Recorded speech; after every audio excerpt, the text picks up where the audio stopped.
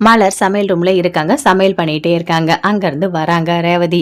"அண்ணி என்ன பண்ணிட்டு இருக்கீங்க?" அப்படின்னு கேட்குறாங்க. "ஒண்ணும் இல்ல இரு உனக்கு நான் காஃபி போட்டுட்டு இருக்கேன். இந்தா குடி" அப்படின்னு குடுக்குறாங்க. வாங்கி குடிக்கிறாங்க. "அண்ணி உண்மையாவே டேஸ்ட்டா இருக்கு தெரியுமா? ரொம்ப நல்லா நீங்க சமைக்கிறீங்க" அப்படின்னு சொல்லிட்டு. "சரி மதிக்கு நான் போய் குடுத்துட்டு வந்துடுறேன்" அப்படின்னு எடுத்துட்டு போறாங்க. அதுக்குள்ள மதியே வராங்க. இந்தா உனக்கு காஃபி" அப்படின்னு சொல்லிட்டு வாங்கி குடிக்கிறாங்க. 3 பேருமே சேர்ந்து சமையல் ரூம்ல தான் இருக்காங்க. காஃபி குடிச்சிட்டோனே சொல்றாங்க. இந்த மாதிரி யாராவது ஒரு நாள் கூட என்ன உட்கார வச்சு காஃபி போட்டு குடுத்ததே இல்ல தெரியுமா? எங்க வீட்ல நானே போட்டு குடிக்கணும். ரொம்ப கஷ்டமா இருக்கும். ஆனா அம்மா வீடுன்றது அப்படி இல்லல்ல. சந்தோஷமா இருக்கு எனக்கு இங்க. உண்மையாவே. அவரு கூட சண்டை போட்டது ஒரு கஷ்டம் தான். ஆனா இங்க நான் நிம்மதியா இருக்கேன். அப்படின்னு சொல்லிட்டு ரேவதி சொல்றாங்க. "ஓ! அப்படியா ரேவதி? அப்ப நீ இங்கேயே இருந்துடுறியா?" அப்படின்னு கேட்குறாங்க மலர்.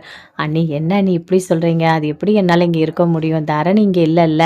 எனக்கு தரணி ஞாபகமாவே இருக்கு. நான் அதனால சீக்கிரமா போயிடுவேன். ஏதோ அண்ணன் இங்க இருக்க சொல்லுது. அண்ணனுக்காக மட்டும் தான் அண்ணி நான் இங்க இருக்கேன். எங்க அண்ணன எனக்கு ரொம்ப பிடிக்கும். அவர் பேச்ச நான் மீறி போகவே மாட்டேன்." அப்படின்னு சொல்றாங்க ரேவதி. "பரவால்ல ரேவதி, உனக்கு அண்ணன் மேல இவ்ளோ பாசமா?" அப்படின்னு மலர் கேட்குறாங்க. "இருக்காதா பின்ன? அண்ணனா எனக்கு ரொம்ப பிடிக்கும்ல" அப்படின்னு பேசிட்டே இருக்காங்க. அதுக்குள்ள லட்சுமி வராங்க. "என்ன மலர் என்ன பண்ணிட்டு இருக்க? எல்லாருக்கும் காஃபி, டீலாம் குடுத்துட்டியா? ரேவதிக்கு குடுத்தியா?" அப்படின்னு கேட்குறாங்க. "அம்மா இப்பதாம்மா குடிச்சேன்" அப்படின்னு சொல்லிட்டு இருக்காங்க. "சரி, இங்க பாரு சமையலெல்லாம் நல்லா பண்ணு. ரேவதிக்கு புடிச்சா மாதிரி பண்ணு. இளவரசிக்கும் என்ன வேணும்னு கேட்டு பண்ணி குடு சரியா?" அப்படின்னு சொல்றாங்க. "சரிங்க அத்த நான் அப்படியே பண்ணிடுறேன்" அப்படின்னு மலர் சொல்லிட்டு இருக்காங்க. "சரி ரேவதி நீ வா, அப்பா உன்னை கூப்பிடுறாரு வந்து என்னன்னு கேளு வா" அப்படின்னு சொல்றாங்க. "அதோ வரேம்மா" அப்படின்னு ரேவதி வராங்க. அப்படியே வந்து மதி வந்துட்டு ஒரு வேலை பார்த்துட்டு இருக்காங்க. கீரைலாம் அப்படியே கிள்ளிட்டு இருக்காங்க. "ஆமா எனக்கு ஒரு சந்தேகம். உன் வீட்டுக்காரு உன்னை தவடையில இப்படி அப்படியே ஒரு பிங்க் கலர் ஆகுற அளவுக்கு அடிக்கிறாரு. என்ன காரணம்? அத நீயே சொல்லு" அப்படின்னு அவங்க அப்பா கேட்குறாரு. ஐய்யய்யோ! அப்பா என்ன திடீர்னு காரணத்த கேட்க ஆரம்பிச்சுட்டாரு. அவ்வளோதானே. இதுக்கு காரணம் மதின்னு தெரிஞ்சா ஒரு வழி பண்ணிடுவாங்களே, சொல்லாம மறைச்சிடணும். "அதெல்லாம் ஒண்ணும் இல்லம்மா. ஏதோ கோவத்துல அடிச்சிட்டாரு. அதெல்லாம் ஒண்ணும் இல்ல" அப்படின்னு ரேவதி சொல்றாங்க. "ஏய் என்னடி பேசிட்டு இருக்க? கோவத்துல அடிச்சிட்டாரா? இவ்வளோ நாள் அடிக்காத மனுஷன் இன்னைக்கு அடிச்சிருக்காருன்னா, அப்ப ஏதோ ஒரு பெரிய தப்பான ஒரு விஷயம் அங்க நடந்திருக்கு. அதனால தான் அவரு உன்ன அடிச்சிருக்காரு. அது என்ன விஷயம்? நாங்க உன்கிட்ட கேட்க மறந்துட்டோம். சொல்லு. என்ன காரணத்துக்காக மாப்பிள்ளை உன்ன தவடையில அடிச்சாரு? நீயே சொல்லிடு" அப்படின்னு உங்க அம்மா கேட்குறாங்க. "அம்மா நீ என்னம்மா நோண்டி நோண்டி கேட்டுட்டே இருக்க ஏதாவது ஒரு கொஸ்டினு? அதெல்லாம் ஒண்ணும் இல்லம்மா. அவரு எப்போ எதுக்கு அடிச்சாரு நானே மறந்துட்டேன்." "ஏய் ரேவதி, நீ நல்லா பொய் சொல்ற. உண்மைய சொல்லு. கண்டிப்பா சொல்லி தான் ஆகணும்" அப்படின்னு அவங்க அப்பா சொல்றாரு. "நீங்க அவங்கள கேட்காதீங்க. எனக்கு தெரியும்" அப்படின்னு மதி சொல்றாங்க.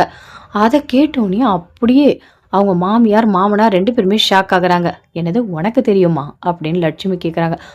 ஆமா அத்தை எனக்கு தெரியும். எதுக்காக இவங்கள அடிச்சாங்கன்னு. சொல்லு என்ன? என்னோட வேலை போச்சுல்ல. ஆமா.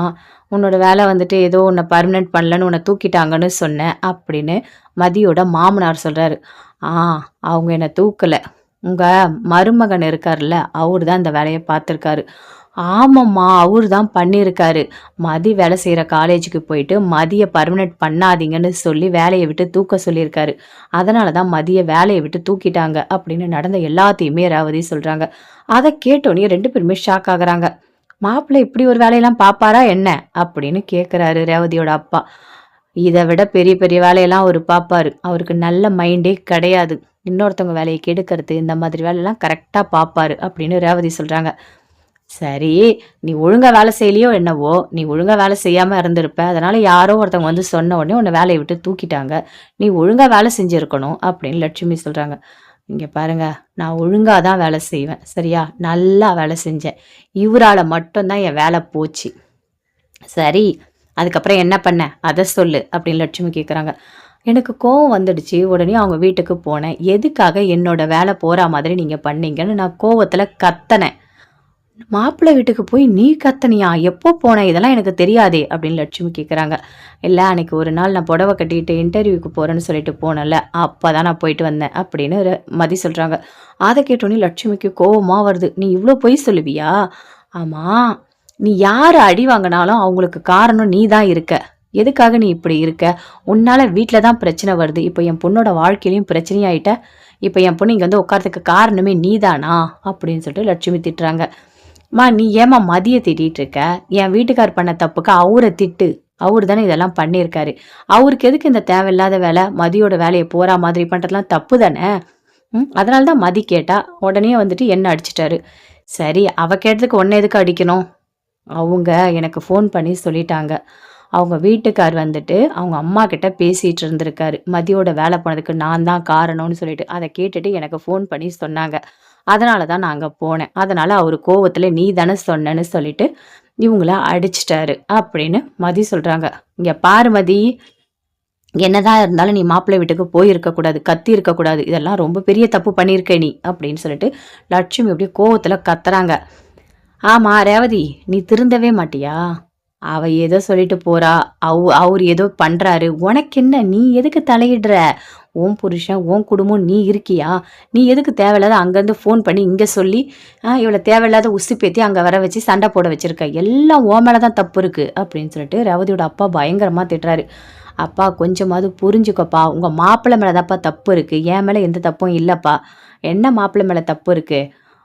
அவரோட இதுல அவர் ஏதோ பண்ணியிருக்காரு. சரி பரவாயில்ல. அது நம்ம கொஞ்சம் பொறுமையா தான் கேட்கணும். அதுக்காக இவ்ளோ பெரிய தப்பு நடந்திருக்கு. இவ்ளோ பெரிய விஷயம் நடந்திருக்கு. சாதாரணமா பேசிட்டு இருக்கீங்க. எனக்கு அது ஒண்ணுமே புரியல. இங்க பாரு ரேவதி, நல்லபடியா நான் சொல்றேன். இதெல்லாம் நல்லதே கிடையாது. நீ மதிக்கு சப்போர்ட் பண்றேன்னு சொல்லிட்டு உன்னோட வாழ்க்கைய அழிச்சிட்டு உட்காந்துட்டு இருக்க. இங்க பாரு, என் பொண்ண கஷ்டப்பட்டு நான் கல்யாணம் பண்ணி குடுத்துட்டா, இன்னைக்கு இங்க வந்து உட்காந்துட்டு இருக்கா. அப்ப இதுக்கு காரணமே நீதான் அப்படின்னு சொல்றாங்க. நான் எந்த தப்பும் பண்ணலங்க.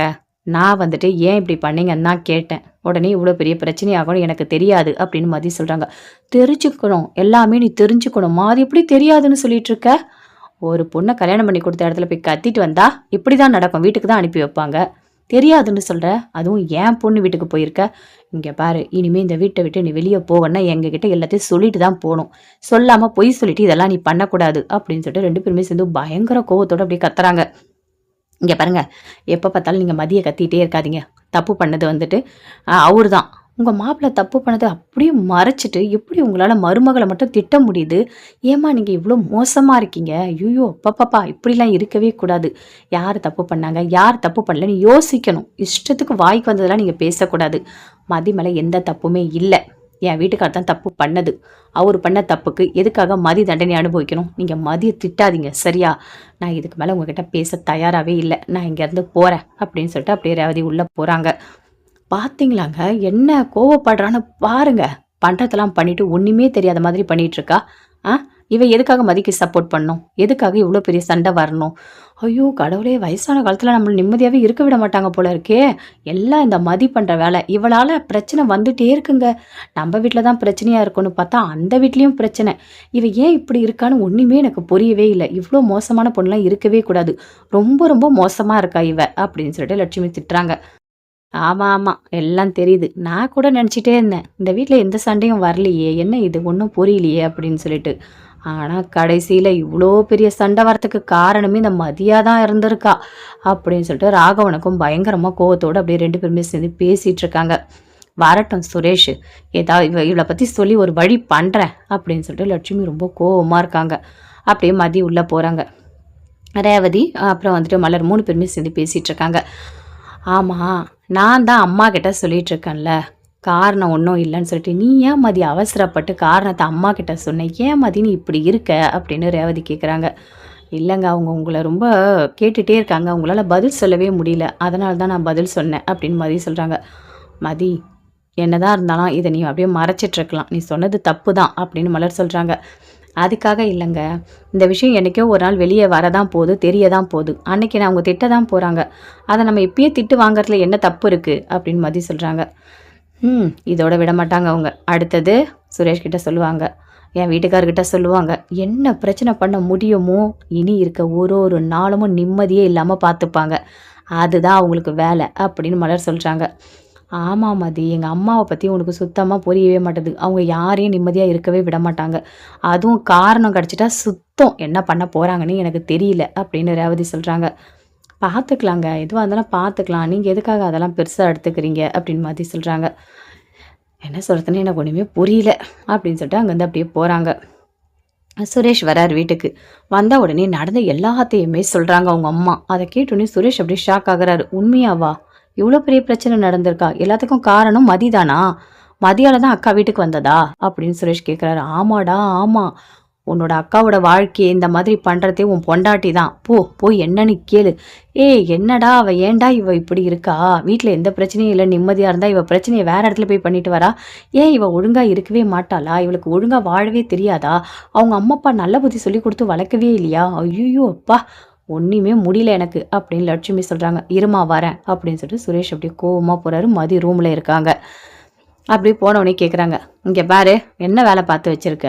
எதுக்காக போயிட்டு மாமா கிட்ட சண்டை போட்ட? இப்போ மாமா அக்காவை அடிச்சு அக்கா வீட்டில் வந்திருக்காங்க, அதுக்கு காரணமே நீதானா அப்படின்னு சுரேஷ் கேட்குறாரு. ஆமாங்க. நீ ஏன் திருந்தவே மாட்டியா? இவ்வளோ நாள் வீட்டில் பிரச்சனை பண்ணிட்டு இருந்த, இப்போ வீடு வீடாக போய் பிரச்சனை பண்ண ஆரம்பிச்சிட்டியா அப்படின்னு சுரேஷ் கேட்குறாரு. இங்கே பாருங்க, அவர் அவரால் என் வேலை போச்சு, அதனால நான் நேரில் போய் கேட்டேன், அவ்வளோதான் அப்படின்னு மதி சொல்கிறாங்க.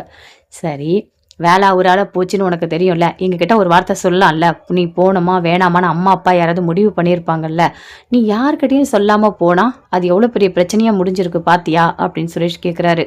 எனக்கு தெரியாதுங்க இப்படி நடக்கும், ரேவதி அக்காவை அவர் அடிப்பார்னு எனக்கு தெரியாது, நான் தெரியாமல் பண்ணிட்டேன் அப்படின்னு சொல்லிட்டு மதி சொல்கிறாங்க. நீ பேசாத, தயவு செய்து நீ பேசவே பேசாத, உன்னால் வீட்டில் நிம்மதியே கிடையாது. ஐயோ கடவுளே, நீ திருந்த போகிறதும் கிடையாது. எதனா ஒன்று சொன்னால் எங்கள் அம்மா கிட்ட சொல்லாதீங்க, எங்கள் அப்பா கிட்ட சொல்லாதீங்கன்னு சொல்கிறேன். ஆனால் நீ பண்ணுறதுலாம் உங்கள் வீட்டில் இருக்க யாருக்குமே தெரியாது. என் பொண்ணு நல்லவ, என் பொண்ணு தங்கமானவ, நாங்கள் நல்லா தான் வளர்த்துருக்கோன்னு சொல்லிட்டு இல்லாத கதையெல்லாம் பேசிகிட்டு இருக்காங்க. ஆனால் உன் கூட இருக்கிறவங்களுக்கு தான் தெரியும் நீ பண்ணுற எல்லா தப்புமே. தேவையில்லாத எங்கள் அக்காவோட நிம்மதியை சேர்த்து கெடுத்து விட்டுட்ட, அவங்க எங்கேயோ இருந்தாங்க அப்படின்னு சொல்லிட்டு சுரேஷ் சொல்கிறாரு. அப்படியே மதியம் அமைதியாக இருக்காங்க, எதுவுமே பேசல. வாயை திறந்து பேசுகிறாளா பாரு, எப்போ பார்த்தாலும் ஏதாவது ஒன்று பேசிகிட்டே இருப்பா. அப்படியே பூனை மாதிரி அமைதியாக இருக்கா, எல்லாத்தையும் பண்ணிட்டு அப்படின்னு சொல்லிட்டு சுரேஷ் பயங்கர கடுப்போடு அங்கேருந்து அப்படியே போகிறாரு. மலர் எப்பவும் போல் இருக்காங்க. அங்கேருந்து பாக்கியராஜ் வராரு. வந்த உடனே அப்படியே ஒரு மாதிரி டென்ஷனாகவே இருக்காரு. என்னங்க ஒரு மாதிரி டென்ஷனாக இருக்கீங்க அப்படின்னு மலர் கேட்குறாங்க. அதுவா, என்ன நடந்தது தெரியுமா மலர்? நான் சுரேஷை பார்க்கறதுக்கு போலீஸ் ஸ்டேஷன் போனேன். சரி, என்ன நடந்துச்சு? அங்கே போன உடனே சுரேஷ் இல்லை, என்கிட்ட நல்லா தான் பேசிகிட்டு இருந்தான். அதுக்கப்புறம் நான் சொன்னேன், இங்கே பாருடா, உங்கள் மாமாவுக்கு நீ சப்போர்ட் பண்ணாத, அக்காவுக்கு தான் நீ சப்போர்ட் பண்ணணும்னு நான் சொன்னேன். என்ன தான் இருந்தாலும் அக்கா ரொம்ப நாள் இங்கே இருக்க முடியாதுன்னு, அக்காவை மாமா வீட்டுக்கு அனுப்பி தான் ஆகணும் அப்படின்னு சொல்கிறான். அவன் ஏன் இப்படி இருக்கான்னு எனக்கு தெரியவே இல்லை. எப்போ பார்த்தாலும் ரேவதி வீட்டுக்காருக்கு தான் அவன் சப்போர்ட் பண்ணுறான். உங்ககிட்டலாம் பேசினேன் பார், போடா, உங்ககிட்ட பேச எதுவுமே இல்லை அப்படின்னு சொல்லிட்டு ரொம்ப கோவமாக நான் வீட்டுக்கு வந்துட்டேன் அப்படின்னு சொல்லிட்டு பாக்கியராஜ் சொல்கிறாரு மலர்கிட்ட. அப்படியா சுரேஷ் பேசினான் அப்படின்னு மலர் கேட்குறாங்க. ஆமாம் மலர், அவன் ஃபுல்லாகவே ரேவதி வீட்டுக்காருக்கு தான் அவன் சப்போர்ட் பண்ணுறான். அவன் ஏன் இப்படி இருக்கான்னு எனக்கு தெரியவே இல்லை. அதுவும் நம்ம அக்காவை அடிச்சிட்டாங்க அப்படின்ற ஃபீல் அவனுக்கு கொஞ்சம் கூட இல்லை. அக்கா 2 நாள் 3 நாள் இருக்கட்டும், அதுக்கப்புறம் அக்கா போயிடுவா அப்படின்னு சொல்லிட்டு சொல்கிறான். கேட்கவே எனக்கு ரொம்ப கஷ்டமாக இருக்குது தெரியுமா? என்னதான் இருந்தாலும் ரேவதி கொஞ்ச நாள் போகவே கூடாது, அப்போ தான் ரேவதி மேலே கை வைக்கக்கூடாதுன்னு அவருக்கு தெரியும் அப்படின்னு பாக்கியராஜ் சொல்கிறாரு. நீங்கள் சொல்கிறதெல்லாம் கரெக்டு தாங்க. இங்கே வீட்டில் ஒன்று நடந்தது தெரியுமா அப்படின்னு மலர் சொல்கிறாங்க. என்ன நடந்தது? உங்கள் அம்மா அப்பா இப்போ தூங்கிட்டாங்க, அதனால் உங்ககிட்ட சொல்லலை, நாளைக்கு காலைல சொல்லுவாங்க பாருங்க அப்படின்னு மலர் சொல்கிறாங்க. மதியோட வேலை போனதுக்கு காரணமே உங்கள் மாமா தான் அப்படின்னு மலர் சொல்கிறாங்க. இது என்ன மலர் புதுசாக ஒன்று சொல்லிகிட்ருக்க அப்படின்னு பாக்கியராஜ் கேட்குறாரு. ஆமாங்க, அவர் தான் போயிட்டு காலேஜில் போயிட்டு மதிய வேலையை விட்டு தூக்குங்கன்னு சொல்லியிருக்காரு, அதனால தான் மதிய வேலையை விட்டு தூக்கிட்டாங்க அப்படின்னு மலர் சொல்கிறாங்க. ஓ, இந்த மாதிரி வேலைலாம் கூட அவர் பார்ப்பாரா? அவருக்கு நல்ல புத்தியே கிடையாதா? ஏன் இவ்வளோ மோசமாக இருக்காரு அப்படின்னு பாக்கியராஜ் கேட்குறாரு. அந்த விஷயத்த அவங்க அம்மா கிட்ட சொல்லிகிட்டு இருக்காரு. அப்போது ரேவதி அதை கேட்டுட்டு மதிக்கு ஃபோன் பண்ணி சொன்னதுனால மதி கோவமாக கிளம்பி போயிட்டு உங்கள் மாமாவை பயங்கரமாக திட்டியிருக்கா. இன்னும் 3 மாதத்தில் ஒரு நல்ல வேலையில் நான் சேர்ந்து காட்டுறேன், எதுக்காக என்னோடய வேலையை போக வச்சிங்க அப்படின்னு கேட்டுட்டு வந்திருக்கா. உடனே அவங்க மாமாவுக்கு யார் சொல்லியிருப்பா, எங்கள் அம்மா கிட்ட தான் நான் பேசிகிட்டு இருந்தேன்னு சொல்லிட்டு கரெக்டாக கண்டுபிடிச்சிட்டு, ரேவதி நீ ஃபோன் பண்ணி மதிக்கு சொன்னியான்னு கேட்டிருக்காரு. ரேவதியும் ஆமான்னு சொன்னதுனால அடிச்சிட்ருக்காரு. இதான் நடந்திருக்கு. அப்போது காரணமே இதுதானா? இது ஏன் இவ்வளோ நாளாக நமக்கு தெரியல அப்படின்னு சொல்லிட்டு பாக்கியராஜ் கேட்குறாரு. மதி தாங்க இப்போ தாங்க சொன்னான், உங்கள் அம்மா கிட்டேயும் அப்பா கிட்டேயும் அப்படின்னு மலர் சொல்கிறாங்க. ஐயோ கடவுளே, அந்த ஆளுக்கு கொஞ்சம் கூட அறிவே கிடையாது, ரொம்ப ரொம்ப ஒஸ்ட்டாக இருக்கார். இந்த மாதிரி ஒரு மனுஷனை நான் பார்த்ததே கிடையாது. பாவம் ரேவதி, அந்த ஆளுக்கு கல்யாணம் பண்ணி கொடுத்துட்டு ரொம்ப கஷ்டத்தை அனுபவிச்சிட்ருக்கா. அங்கே அவள் ஒரு நிம்மதியான வாழ்க்கையை வாழலன்னு எனக்கு தெரியுமா அப்படின்னு சொல்லிட்டு ரொம்ப ஃபீல் பண்ணி பேசிகிட்ருக்காரு. சரி விடுங்க, எதுவாக இருந்தாலும் பார்க்கலாம். ஆனால் நாளைக்கு உங்கள் அம்மாவும் அப்பாவும் சேர்ந்து மதி மேலே தப்பு இருக்கா மாதிரி பயங்கரமாக பேச போகிறாங்க. ஏன்னா அவங்க இன்றைக்கே பேசினாங்க தெரியுமா அப்படின்னு மலர் சொல்கிறாங்க. மதி மேலே என்ன தப்பு இருக்குது? வேலை போனதுக்கு காரணமாக இருந்தால் போய் திட்டி தான் ஆகணும். வேறு என்ன பண்ண முடியும்? கேட்டுட்டு அமைதியாக இருக்கணுமா என்ன? மதி பண்ணதெல்லாம் கரெக்டு தான் அப்படின்னு பாக்கியராஜ் சொல்கிறாரு. உங்களுக்கு புரியுது, எனக்கு புரியுது. ஆனால் உங்கள் அம்மா அப்பாவுக்கெல்லாம் புரிய வைக்க முடியாது. மாப்பிள்ளை என்ன வேணால் பண்ணிட்டு போட்டோம், நீ ஏன் ரேவதி தலையிட்டேன்னு சொல்லிட்டு ரேவதியை பயங்கரமாக உங்கள் அப்பா திட்டினார் தெரியுமா அப்படின்னு மலர் சொல்கிறாங்க. சரி விடு, நாளைக்கு அவங்க பேசட்டும், நான் எதுவாக இருந்தாலும் பார்த்துக்கிறேன், நீ கவலைப்படாத அப்படின்னு பாக்கியராஜ் சொல்கிறாரு. அதே மாதிரி அடுத்த நாளில் பாக்கியராஜ் எல்லாரும் இங்கே வாங்க அப்படின்னு அவங்க அம்மா அப்பா 2 பேருமே கூப்பிடுறாங்க. எல்லாருமே வந்து நிற்கிறாங்க. எல்லாம் உன் பொண்டாட்டி பண்ணுற வேலை தான். என்ன பண்ணி வச்சுருக்கான்னு இது சொன்னல, எல்லாமே எனக்கு தெரியுமா அப்படின்னு சொல்லிட்டு பாக்கியராஜன் சொல்கிறாரு. அதே மாதிரி சுரேஷும் சொல்கிறாரு. பார்த்தீங்களா, உங்கள் அக்காவோட வாழ்க்கை கெட்டு போகிறதுக்கு காரணமே உன் பொண்டாட்டி தான் அப்படின்னு சுரேஷை பார்த்து அவங்க அப்பா சொல்கிறாரு. அதே மாதிரி பாக்கியராஜை பார்த்தா அவங்க அம்மாவும் திட்டுறாங்க. எல்லாத்துக்குமே காரணமே இந்த மதி தான். எனக்கு ஒன்றுமே தெரியல, இந்த மதியை கூட்டிகிட்டு போய் வீட்டில் விட்டுட்டு வந்துடலாமா அப்படின்னு சொல்கிறாங்க. என்ன எப்போ பார்த்தாலும் ஏதோ குழந்தைய போய் விட்டுட்டு வரா மாதிரி வீட்டில் விட்டு வந்துடலாமா? அவங்க அம்மா அப்பாவை கூட்டிகிட்டு வரலாம், கம்ப்ளைண்ட் பண்ணலாம், இதே மாதிரி தான் பேசிகிட்டே இருப்பியாம்மா? அம்மா இது ஒரு வாழ்க்கை, இதுன்னா விளையாட்டுன்னு நினச்சிட்டியா? நீ தோன்றப்பெல்லாம் அவங்க அம்மா அப்பாவை கூப்பிட்டு பேசுகிறதுக்கு அப்படின்னு பாக்கியராஜ் கேட்குறாரு. ஆமாம் பாக்கியராஜி, அப்படி பேசி தான் ஆகணும், வேறு வழியே கிடையாது. அப்படி இல்லைன்னா இவெல்லாம் அடங்கவே மாட்டா. என்ன பண்ணி வச்சுருக்கான்னு பாரு. என் பொண்ணை வந்து அடிக்கிற மாதிரி பண்ணிகிட்ருக்கா. தவடையை பார்த்தியா எப்படி வீங்கிருக்குன்னு பாரு. என்னால் தாங்கிக்கவே முடியல. ஆனால் காரணம் என்னான்னு கேட்கும்போது ரொம்ப எனக்கு கஷ்டமாக இருந்தது அப்படின்னு அவங்க அம்மா சொல்கிறாங்க. அம்மா நீ சும்மா மாப்பிள்ளைக்கு சப்போர்ட் பண்ணி பேசிகிட்டு இருக்காத. வேலை போனதுக்கு அவர் காரணம், அதனால தான் எல்லாமே. சரியா? உன் மாப்பிள்ளை மேலே தப்பு இருக்குது, அதை நீ புரிஞ்சுக்கோ அப்படின்னு பாக்கியராஜ் சொல்கிறாரு. சுரேஷ் கிட்டே பேசுனா பரவாயில்ல, அக்காவை அனுப்பி தான் வைக்கணும்னு அவன் சொல்கிறான். நீங்கள் 2 பேருமே சேர்ந்து அக்காவை அனுப்பி வைக்கணும்.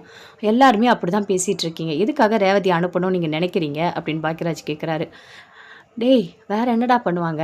ஒரு புருஷன் முன்னாடி பிரித்து வைப்பாங்களா? 2 குழந்தைங்க இருக்குது, என்னடா பேசிகிட்டு இருக்க நீ? எந்த காலத்துலடா இருக்க அப்படின்னு உங்கள் அப்பா கேட்குறாரு. அப்பா நீங்கள் தான்ப்பா அந்த காலத்தில் இருக்கீங்க. ஒரு புருஷன் பொண்டாட்டி 2 பேரும் சண்டை வந்தால் அதுக்காக அடிக்கலாம் கூடாது, வாயில் தான் பேசணும். அடித்தா அதுக்கு நம்ம கல்யாணம் பண்ணி கொடுத்தோம் அப்படின்னு பாக்கியராஜ் கேட்குறாரு. விடுடா, இதெல்லாம் ஒரு சாதாரண விஷயந்தான், இதெல்லாம் நீ பெருசு பண்ணிகிட்டு இருக்காத அப்படின்னு உங்கள் அப்பா சொல்கிறாரு. இல்லைப்பா அதுக்காக சொல்லலை, அக்காவை அங்கே அனுப்ப வேண்டாம் கொஞ்சம் நாளைக்கு, நான் சொல்கிற வரைக்கும் கேளுங்க அப்படின்னு பாக்கியராஜ் சொல்கிறாரு. சரிடா, இதுக்கு மேலே நான் உங்ககிட்ட பேசலை சரியா? அவங்கவுங்க போங்க, போய் வேலையை போய் பாருங்கள். இந்த வீட்டில் நிம்மதின்றதே இல்லாமல் போச்சு. வயசான காலத்தில் நாங்கள் படுற கஷ்டம் எங்களுக்கு தான் தெரியும். கொஞ்சம் நஞ்சம் நாங்கள் கஷ்டப்பட்டுக்கிட்டு இல்லை, நிம்மதியாகவே இல்லை. எப்போ இந்த மதியை கல்யாணம் பண்ணிட்டு வீட்டுக்கு வந்தாங்களோ அன்னியிலேருந்து எங்களுக்கு பிரச்சனை தான். அதுக்கு முன்னாடி எங்கள் வீடு எப்படி இருந்தது தெரியுமா? ரொம்ப ரொம்ப அமைதியான வீடு, ரொம்ப சந்தோஷமாக இருந்தோம். இங்கே பாருடா, இந்த பிபி சுகரு எல்லாமே இவருக்கு இன்க்ரீஸ் ஆகிருக்கு. இதுக்கு காரணமே இவன் பொண்டாட்டி தான் அப்படின்னு லட்சுமி சொல்கிறாங்க. இங்கே பாருங்கள், நான் என்னங்க பண்ணேன் அப்படின்னு மதி கேட்குறாங்க. நீ என்ன தான் பண்ணலை, பூனை மாதிரி எல்லா வேலையும் பார்த்துடுற, ஒன்றுமே தெரியாத மாதிரி நான் என்னன்னு பண்ணேன்னு கேட்டுட்ருக்கேன். போய் வேலை இருந்தால் போய் பாரு அப்படின்னு லட்சுமி சொல்கிறாங்க. அங்கே வந்து மதி அப்படியே உள்ளே போகிறாங்க. சுரேஷ் வேலைக்கு போகிறாரு. பாக்கியராஜா எப்போ போல வேலைக்கு போகிறாரு. வேலைக்கெல்லாம் போயிட்டு முடிச்சிட்டோன்னே யோசிக்கிறாரு, நம்ம போயிட்டு தரணியை கூட்டிகிட்டு வந்துடலாம் அப்படின்னு சொல்லிட்டு அவங்க வீட்டுக்கே போய் கூப்பிடலாம் அப்படின்னு வீட்டுக்கு போகிறாரு. போயிட்டு அப்படியே எட்டி எட்டி பார்க்குறாரு. என்னடா ஏதோ முன்னாடிலாம் அப்படியே ஒளிஞ்சு வருவேன், இப்போ நேராகவே வீட்டுக்கு வர அப்படின்னு தங்கராஜோட அம்மா கேட்குறாங்க. இல்லை நான் வந்துட்டு தரணியை கூட்டிகிட்டு போகலான்னு வந்தேன் அப்படின்னு சொல்கிறாரு. என்னது தரணியை கூப்பிட வந்தியா, என்ன பேசிகிட்ருக்க நீ அப்படின்னு சொல்லிட்டு தங்கராஜுக்கு கோபமாக வருது. ஏன் பிள்ளைய நீ எதுக்காக கூட்டிகிட்டு போகணும், நீ எதுக்குடா ஃபஸ்ட்டு இங்கே வந்த, இங்கெல்லாம் நீ வரவே கூடாது அப்படின்னு சொல்கிறாரு. எதுக்காக நீங்கள் இப்படி பேசிகிட்ருக்கீங்க? இங்கே பாருங்கள், ரேவதி கூட தரணி இருக்கிறது நல்லது, அதனால நான் தரணியை கூட்டிகிட்டு போகிறேன் அப்படின்னு பாக்கியராஜ் சொல்கிறாரு. இங்கே பாரு, எங்கள் வீட்டு புள்ள எங்ககிட்ட தான் இருக்கும், நீ வேணால் போயிட்டு உங்கள் அக்காவை வச்சுக்க முடிஞ்சா வச்சுக்கோ, அப்படி இல்லைனா இங்கே அனுப்பிவிடு, நாங்கள் பார்த்துக்குறோம். தேவையில்லாதெல்லாம் நீ கூட்டிகிட்டு போகக்கூடாது. நீ எதுக்காக கூப்பிடணும், அதெல்லாம் அனுப்ப முடியாது. சரி தரணி எங்க, அவன் ஸ்கூல் போயிருக்கான். சரி ஸ்கூல் முடிஞ்சோடனே நான் அப்படியே கூட்டிகிட்டு போகிறேன் அப்படின்னு பாக்கியராஜ் சொல்கிறாரு. என் பிள்ளையெல்லாம் நீ கூப்பிட்டுட்டு போனேன், உன் கை கால்லாம் உடச்சிருவேன், புரியுதா? இனிமேல் நீ இந்த பக்கமே வரக்கூடாது. உன்னை பார்த்தாலே எனக்கு பிடிக்கல. என் பொண்டாட்டி என் பிள்ளைங்களை என்கிட்டேருந்து பிரித்தவனே நீ தான். நீ இங்கே வராத. என்னோடய தங்கச்சி சாவுக்கு காரணமும் நீ தான். உன்னை பார்த்தாலே எனக்கு கோவமாக வருது, புரியுதா? ஒழுங்காக இங்கேருந்து போயிடு அப்படின்னு சொல்கிறாரு. அங்கேருந்து அப்படியே பாக்கியராஜ் போயிடுறாரு. அப்போ தங்கராஜ் யோசிக்கிறாரு, என்ன பண்ணலாம், ஏதாவது ஒன்று பண்ணி தானே ஆகணும். எப்படியாச்சும் போயிட்டு நம்ம வந்து சுரேஷ்கிட்ட பேசி பார்க்கலாமா, பேசி சுரேஷ் மனசை மாற்றணும், சுரேஷை நம்ம கண்ட்ரோலில் வச்சுக்கணும். அப்போ தான் நம்ம வந்துட்டு ரேவதியை வீட்டுக்கு கூட்டிகிட்டு வர முடியும், வேறு வழியே கிடையாது அப்படின்னு சொல்லிட்டு பயங்கரமாக அப்படி யோசிக்கிறாரு. யோசிச்சுட்டு அங்கே வந்து போலீஸ் ஸ்டேஷன் போகிறாரு. போன உடனே அப்படியே பார்க்குறாரு.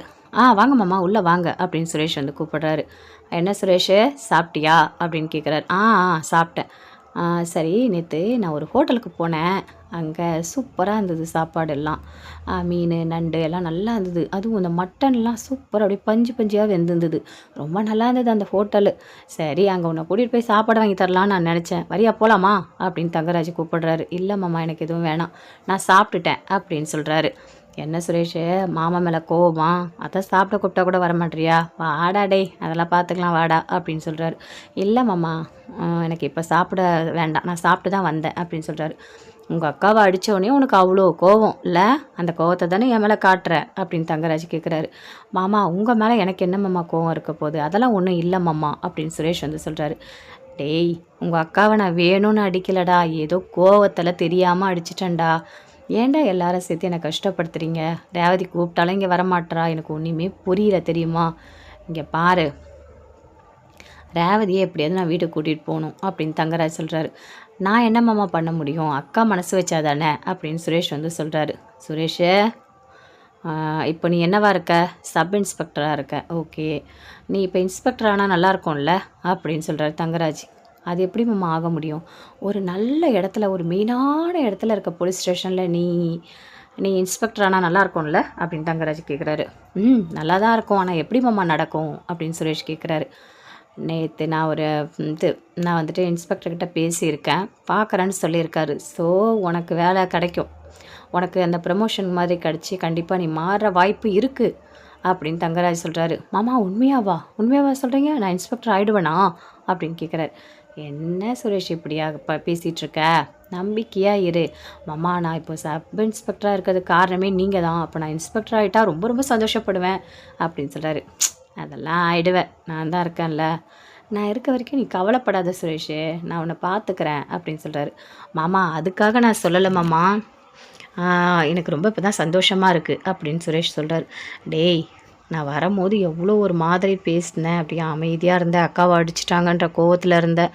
ஆனால் உன் முகத்தில் இப்போ இவ்வளோ சந்தோஷம் இருக்குது. சரி உங்கள் அக்காவை எப்படியாவது வீட்டுக்கு அனுப்பி வைக்கணும்டா, அனுப்பி வைங்கடா, ஏன்டா இப்படி கஷ்டப்படுத்துறீங்க அப்படின்னு தங்கராஜ் கேட்குறாரு. எல்லாம் உங்கள் அண்ணன் அப்போ அனுப்பவே கூடாதுன்னு பிடிச்சி வச்சுருக்கா மாதிரி இருக்குது அப்படின்னு சொல்கிறாரு.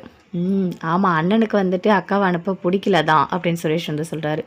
சுரேஷே நீ என் பக்கம்தான் இருக்கணும், நீ வீட்டில் போய் பேசு, எப்படியாவது ரேவதியை வீட்டுக்கு அனுப்புறதுக்கு என்ன வழியோ அதை பாரு சரியா?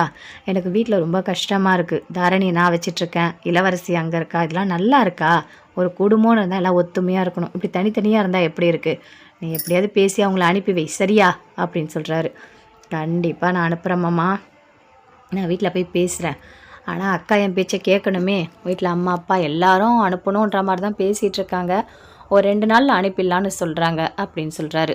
ஓ அப்படியா, சரி பார்த்துக்கோ சரியா, நான் போயிட்டு வரேன், கண்டிப்பாக நான் இன்ஸ்பெக்டர் ஆகிடுவேன், அதில் எந்த ஒரு மாற்றமும் இல்லை சரியா அப்படின்னு சொல்கிறாரு. தேங்க்ஸ் மாமா, என்ன சொல்கிறேன்னு தெரியல, உண்மையாகவே சந்தோஷமாக இருக்குது, நான் இன்ஸ்பெக்டர் ஆனால் ரொம்ப ரொம்ப சந்தோஷப்படுவேன், என்னோடய கனவே அதுதான், அடுத்தடுத்து அப்படியே நான் போயிட்டே இருக்கணும், நான் நல்லா பண்ணணும் அப்படின்னு சொல்கிறாரு. எல்லாம் நடக்கும் சுரேஷ், மாமா நான் இருக்கேன்ல, நீ கவலைப்படாத, நீ என் மேலே கோவப்பட்டால் கூட நான் உன் மேலே கோவப்பட மாட்டேன், ஏன்னா உன்னை எனக்கு ரொம்ப பிடிக்கும் சுரேஷ், எப்போவுமே நீ என் பேச்சை ஆனால் உங்கள் அண்ணன்லாம் அப்படி கிடையவே கிடையாது, என் பேச்சை அவன் கேட்கவே மாட்டான் சரியா? சரி பார்த்துக்கோ, நான் போயிட்டு வரேன் அப்படின்னு சொல்லிட்டு அங்கேருந்து அப்படியே தங்கராஜ் கிளம்பி போகிறாரு. வீட்டில் இருக்காங்க அவங்க அம்மா அப்பா 2 பேருமே சேர்ந்து. என்னங்க நீங்கள் மாப்பிள்ளைக்கு ஒரு ஃபோனை போடுங்க, போட்டு நம்ம எல்லாமே பேசலாங்க அப்படின்னு லட்சுமி சொல்கிறாங்க. சரி இரு லட்சுமி நான் ஃபோன் பண்ணுறேன் அப்படின்னு சொல்லிட்டு ராகவன் ஃபோன் பண்ணுறாரு, அட்டன் பண்ணி பேசுகிறாரு தங்கராஜ். சொல்லுங்க மாமா என்ன அப்படின்னு கேட்குறாரு. இல்லை நடந்த எல்லாத்தையுமே இப்போ தான் ரேவதி சொன்னான், மதியோட வேலை போனதுக்கு நீங்கள் தான் காரணம்னு சொல்கிறாங்க அப்படின்னு கேட்குறாரு. ஆமாம் மாமா நான் தான் மாமா காரணம் அப்படின்னு தங்கராஜ் சொல்கிறாரு. எதுக்காக மாப்பிள்ளை நீங்கள் இப்படி பண்ணீங்க அப்படின்னு கேட்குறாரு. இல்லை மதி எப்போ பார்த்தாலும் வீட்டில் சண்டை போட்டுகிட்டே இருக்கா, நிம்மதியே இல்லை, சுரேஷ் மதி 2 பேரும் சேர்ந்து சந்தோஷமாக வாழணும், அதனால தான் வேலைக்கு போனால் திமிராயிடுதுன்னு சொல்லிட்டு நான் வேலையை விட்டு நிறுத்தினேன், வேறு எந்த காரணமும் இல்லை மாமா, நான் சுரேஷோட நல்லதை நினச்சி தான் மாமா செஞ்சேன் அப்படின்னு சொல்கிறாரு. புரியுது மாப்பிள்ள, நீங்கள் எது பண்ணாலும் எங்கள் வீட்டோட நல்லதுக்கு தான் பண்ணுவீங்கன்னு தெரியுது, ஆனால் அது ரேவதிக்கு தெரியலையே, அவள் தேவையில்லாத அடி வாங்கிட்டு வந்து உட்காந்துட்ருக்கா. சரி நீங்கள் நாளைக்கு இல்லை நாளன்னைக்கு வந்துட்டு ரேவதியை கூட்டிகிட்டு போயிடுங்க அப்படின்னு அவங்க அப்பா சொல்கிறாரு. உண்மையாவா மாமா, ரேவதி கூப்பிட்டா வருவாளா அப்படின்னு கேட்குறாரு. வருவா மாப்ள. நாங்கள் அதுக்குள்ளே அவகிட்ட பேசி வைக்கிறோம். நீங்கள் வந்து கூட்டிகிட்டு போயிடுங்க அப்படின்னு சொல்கிறாரு. இங்கே பாருங்க மாப்ள, இனிமேல் பார்த்து வச்சுக்கோங்க, அடிக்காதீங்க, எதுவும் பண்ணாதீங்க அப்படின்னு சொல்கிறாரு. இல்லை மாமா, நான் தெரியாமல் பண்ணிட்டேன், ஏதோ கோவத்தில் தான் அடிச்சிட்டேன், இனிமேல் நான் அந்த மாதிரிலாம் அடிக்க மாட்டேன், என்னை மன்னிச்சிடுங்க மாமா, நீங்கள் ரேவதி அனுப்பி வைங்க, நான் இனிமேல் நல்லா பார்த்துக்கிறேன் அப்படின்னு தங்கராஜ் சொல்கிறாரு. சரிங்க மாப்ள அப்படின்னு சொல்கிறாரு. மாமா நீங்கள் ஃபோனை வச்சிடாதீங்க, ரேவதி ஃபோனை சுவிட்ச் ஆஃப் பண்ணி வச்சுருக்கா, அவகிட்ட என்னால் பேசவே முடியல, கொஞ்சம் ஃபோனை கொடுங்களேன், நான் பேசுகிறேன் அப்படின்னு தங்கராஜ் சொல்கிறாரு. இருங்க மாப்ள, ரேவதியை கூப்பிடு அப்படின்னு சொல்கிறார். லட்சுமி போகிறாங்க. ரேவதி இங்கே வா, உன் வீட்டுக்கார் ஃபோனில் இருக்காரு, வா பேசு வா அப்படின்னு கூட்டிகிட்டு வராங்க. ஃபோனை வாங்கி ரேவதி பேசுகிறாங்க. சொல்லுங்கள் என்ன அப்படின்னு கேட்குறாங்க ரேவதி. ரேவதி, நான் அடிச்சிட்டா உடனே உங்கள் அம்மா வீட்டில் போய் உக்காந்துப்பியா? உங்கள் வீட்டுக்கு வரணுன்ற எண்ணமே இல்லையா? இந்த அரணியை பற்றி உனக்கு எண்ணமே இல்லையா? எப்படி உன்னால் ஒரு பிள்ளையை விட்டுட்டு இருக்க முடியுது? ஒரு அம்மா இருக்கவே மாட்டாங்க, பாசமாக இருப்பாங்க தெரியுமா?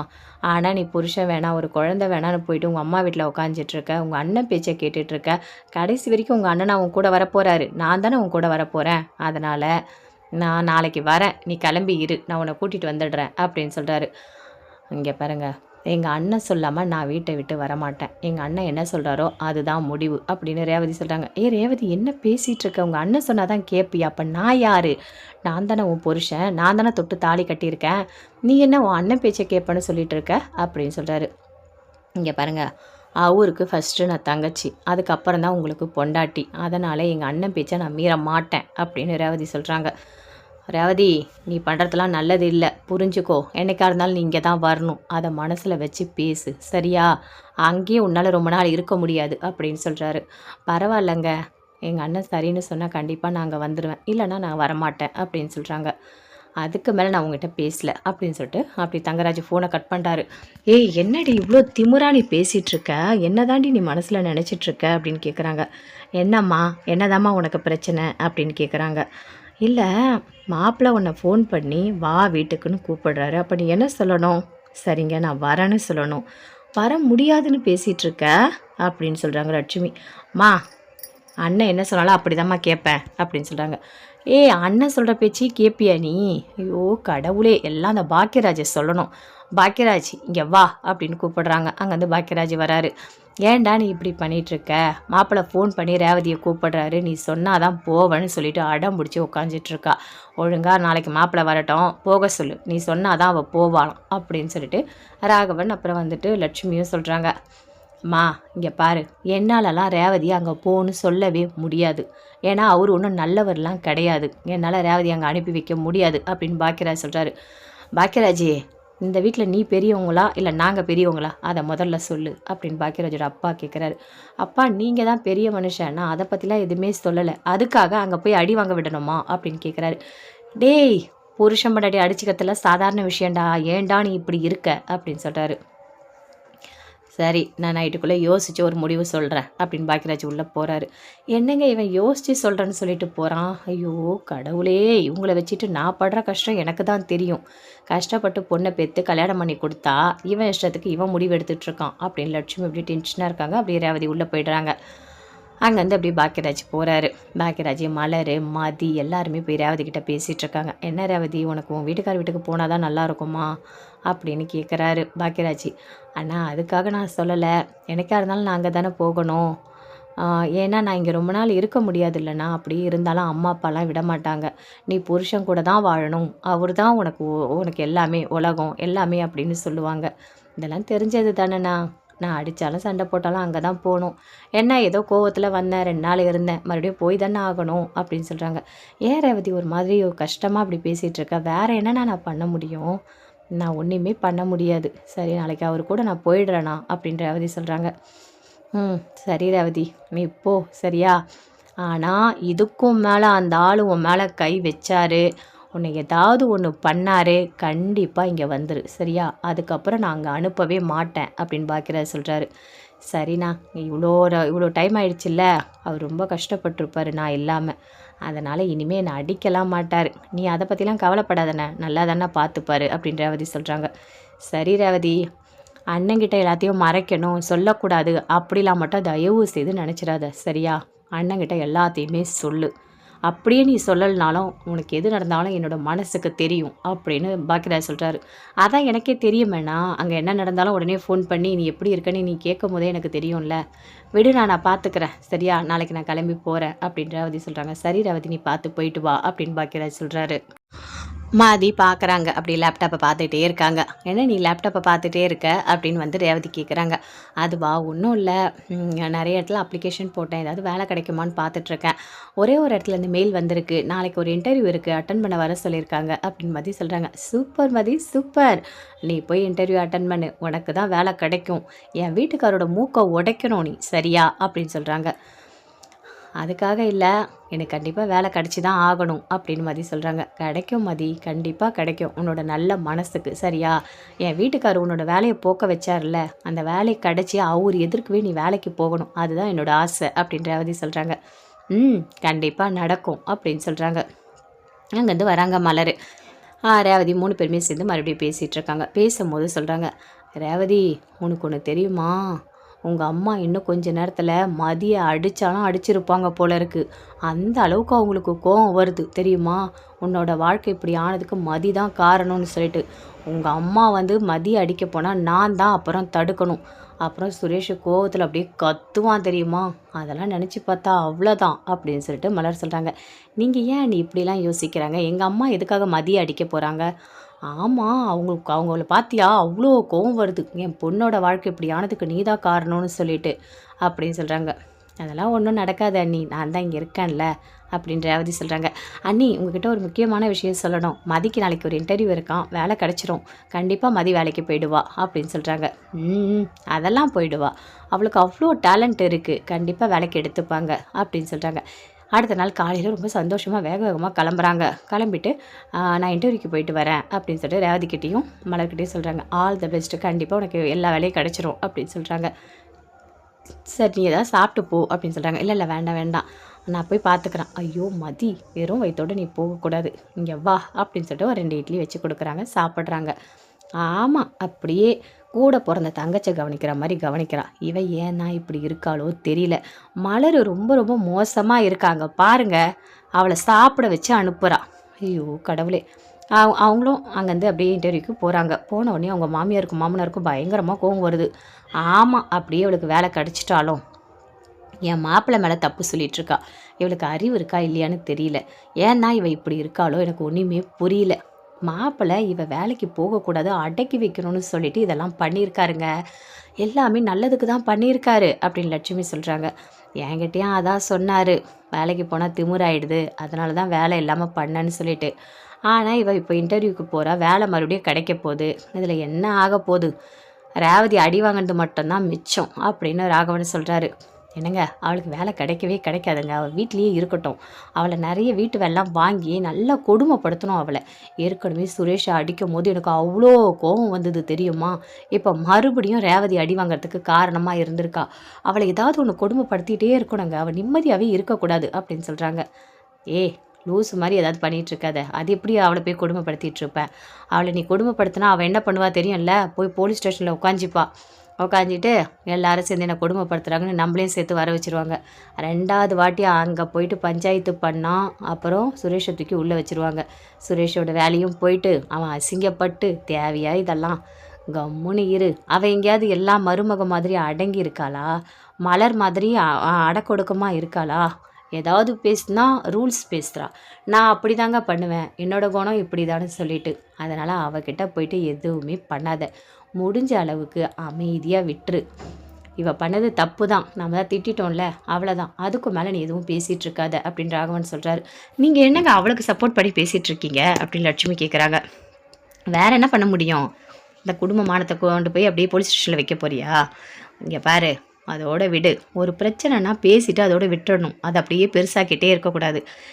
என்ன சொல்கிறதுன்னு எனக்கு தெரியல, எனக்கு வேலை இருக்குது." அப்படின்னு ராகவன் அப்படியே இருந்து போகிறாரு. இந்த மனுஷன் என்னை இப்படி திட்டிட்டு போகிறாரு. ஐயோ கடவுளே! எனக்கு வேறு அப்பப்போ உடம்பு முடியல, அப்படியே மயக்கமாக வருது. இவங்க வேறு யாரும் என்னை டெஸ்ட் பண்ணி பார்க்க மாட்டுறாங்க. என் உடம்புக்கு ஏதாவது ஆயிடுச்சுன்னா நான் என்ன பண்ணுறது அப்படின்னு சொல்லிட்டு அப்படியே போகிறாங்க. ரேவதி, என்னன்னே தெரியல ரேவதி, மயக்கமாக வருது, ஒரு மாதிரி இருக்குது. எனக்கு டெஸ்ட் எடுத்து தான் ஆகணும் போல் இருக்குது. சரிங்க, நான் வந்துட்டு அவர்கிட்ட சொல்லியிருக்கேன். அவர் பார்க்குறேன்னு சொல்லியிருக்காரு அப்படின்னு மலர் சொல்கிறாங்க. அப்படியா, பாக்கியராஜ் கிட்ட சொல்லிட்டியா? சரி வந்து டெஸ்ட் எடுத்துகிட்டு போட்டோம், மூச்செல்லாம் வாங்குது, முடியல. அம்மா வயசு 60 ஆகுதுல்ல, அப்படிதாம்மா இருக்கும். நீ வேற எப்போ பார்த்தாலும் டென்ஷன் ஆகிட்டே இருக்க. எதையாவது சொல்கிற பேச்சை கேட்குறியா? அதனால தான் உனக்கு இப்படி ஆகுது. சொல்கிற பேச்சை கொஞ்சமாவது கேளுமா. நீ இப்படிலாம் இருக்காத, தேவையில்லாத பிரச்சனைலாம் தலையில் போட்டுட்டு இருக்காத அப்படின்னு ரேவதி சொல்கிறாங்க. சரி ரேவதி, நான் போகிறேன் சரியா, நான் போய் கொஞ்ச நேரம் படுக்கிறேன், தூக்கம் வருதோ இல்லையோ ஏதோ கொஞ்சம் படுக்கவாது செய்கிறேன் அப்படின்னு சொல்லிட்டு அங்கேருந்து அப்படியே போகிறாங்க. அங்கே வந்து மலர் வந்துட்டு போய் சமையல் எல்லா வேலையும் பார்த்துட்ருக்காங்க. அண்ணி நானும் ஹெல்ப் பண்ணட்டுமா அப்படின்னு ரேவதி வராங்க. வேணாம் ரேவதி நீ போ, பரவாயில்ல அண்ணி நானும் செய்கிறேன் அப்படின்னு சொல்லிட்டு போயிட்டு கூட பாத்திரம் எல்லாமே தேய்ச்சிட்ருக்காங்க. நாளைக்கு எப்போ நீ வீட்டுக்கு போயிடுவ, அப்போ நான் மட்டும்தான் இருக்கணும்ல அப்படின்னு மலர் சொல்கிறாங்க. ஆமாம் அண்ணி, நான் இவ்வளோ நாள் சந்தோஷமாக இருந்தேன் தெரியுமா உங்கள் கூடலாம், நல்லா தூங்கினேன், நிம்மதியாக இருந்தேன். ஆனால் அங்கே அப்படிலாம் கிடையாது. அவரை பார்த்தா பயப்படணும், அப்படியே ஒரு மாதிரி கேள்வி கேட்பார், டென்ஷன் ஆக்குவார். மாமியார் அதுக்கு மேலே 5 நிமிஷம் கூட உட்கார விட மாட்டாங்க. இந்த வேலை செய்கிறவதி அந்த வேலை செய்கிறவதி அப்படின்னு சொல்லிட்டு போட்டு படுத்தி எடுப்பாங்க. என்னதான் இருந்தாலும் அம்மா வீடு தான். சரி பரவாயில்ல, நாளைக்கு நான் போகிறேன்னா அப்படின்னு சொல்கிறாங்க. என்ன ரேவதி ரொம்ப ஃபீல் பண்ணி பேசுகிற, இருக்கிறதுல இன்னும் கூட ஒரு வாரம் இருந்துட்டு போ அப்படின்னு மலர் சொல்கிறாங்க. வேணாம் அண்ணி, தரணியை பார்க்காம இருக்கிறது எனக்கே கஷ்டமாக இருக்குது. அவர் வேணும்னு தான் பிளான் பண்ணி தரணி அங்கே வச்சிட்ருக்காரு, இல்லைனா இங்கே அனுப்பியிருப்பார்ல, அவர் நிம்மதியாக இருக்கக்கூடாதுன்னு சொல்லிட்டு தான் இப்படிலாம் பண்ணிகிட்ருக்காரு அப்படின்னு ரேவதி சொல்கிறாங்க. ஆமாம், உன் வீட்டுக்காருக்கு யாருமே நிம்மதியாக இருக்கக்கூடாது, அவர் மட்டும்தான் சந்தோஷமாக இருக்கணும். ஏன் தான் இவ்வளோ மோசமாக இருக்காரோ தெரியல அப்படின்னு சொல்லிட்டு மலர் சொல்கிறாங்க. அண்ணி அவரெல்லாம் திருத்தவே முடியாது, அவரோட குணத்துக்கு யாருமே அவர் கூட வாழ மாட்டாங்க. ஏதோ நானாக இருக்க விதி அவர் கூட வாழ்ந்துட்டுருக்கேன், எல்லாம் எங்கள் அம்மா அப்பாக்காக மட்டும்தான். இங்கே வந்தால் பாருங்கள், ஒரு வாரம் கூட என்னை இருக்க விட மாட்டாங்க. வீட்டுக்கு போ உன் புருஷன் கூட வாழணும்னு சொல்கிறாங்க. எல்லா வீட்லேயும் இந்த கொடுமை நடந்துக்கிட்டு தான் நீ இருக்குது. புருஷன் சரியில்லைன்னா அந்த பொண்ணு என்ன முடிவு எடுக்குதோ எடுக்கட்டும்னு விட்டுறணும். ஆனால் அப்படிலாம் விட மாட்டாங்க பெரியவங்க. நீ அங்கே தாம்மா வாழணும், புருஷன் தானே அட்ஜஸ்ட் பண்ணிப்போ அப்படி சொல்லி தான் அந்த புருஷனுங்களாம் திமுறி ஏறி போய் கிடக்குது. ஆனால் இப்படிலாம் இருக்கவே கூடாது அப்படின்னு ரேவதி சொல்கிறாங்க. ரேவதி நீயா பேசுகிற, கேட்கவே ஆச்சரியமாக இருக்குது அப்படின்னு சொல்கிறாங்க. நான் தான் நீ பேசுகிறேன், வேறு யார் பேசுவா அப்படின்னு சொல்லிட்டுருக்காங்க. சரி நீ உட்காரு அப்படின்னு சொல்லிட்டு நான் மீன் குழம்பு வச்சுருக்கேன், இரு உப்புலாம் கரெக்டாக இருக்கான்னு செக் பண்ணு அப்படின்னு கொடுக்குறாங்க. கொடுங்க அண்ணி. அண்ணி கரெக்டாக இருக்குது, சூப்பராக இருக்குது, உங்கள் கைப்பக்குவம் நல்லா இருக்கு அண்ணி, அதனால தான் எங்கள் அம்மா சாப்பிட்டு ஏதாவது ஒரு பிரச்சனை பண்ணிகிட்டே இருக்காங்க அப்படின்னு சொல்கிறாங்க. உடனே மலர் சிரிக்கிறாங்க. ரேவதி என்ன பேசிகிட்ருக்க, உங்கள் அம்மான்ற எண்ணமே இல்லாமல் பேசிகிட்ருக்க அப்படின்னு சொல்கிறாங்க. இல்லை அண்ணி, என்னதான் இருந்தாலும் நீங்கள் எவ்வளோ சூப்பராக சமையல் பண்ணி போடுறீங்க, அதெல்லாம் அம்மா மனசில் நினைக்கிறாங்களா? எப்போ பார்த்தாலும் உங்களை ஏதாவது ஒன்று சொல்லி திட்டிகிட்டே இருக்காங்க, நானும் பார்த்துட்டே தானே இருக்கேன் அப்படின்னு சொல்கிறாங்க. வயசானவங்க வேறு எப்படி இருப்பாங்க, அப்படி தான் இருப்பாங்க, அதெல்லாம் அட்ஜஸ்ட் பண்ணி தான் போகணும், அதெல்லாம் நம்ம பெருசாக எடுத்துக்கக்கூடாது. நான் அத்தை கூட பேசுவேன், ஆனால் அதுக்கப்புறம் யோசிப்பேன், பாவம் என்னதான் இருந்தாலும் வயசானவங்க இல்லை, அவங்க மனசை கஷ்டப்படுத்தக்கூடாது அப்படின்னு சொல்லிட்டு. அண்ணி என்னதான் இருந்தாலும் உங்களுக்கு ரொம்ப பெரிய மனசு தான் அப்படின்னு சொல்லிட்டு ரேவதி அப்படியே மலரை புகழ்ந்து பேசுகிறாங்க.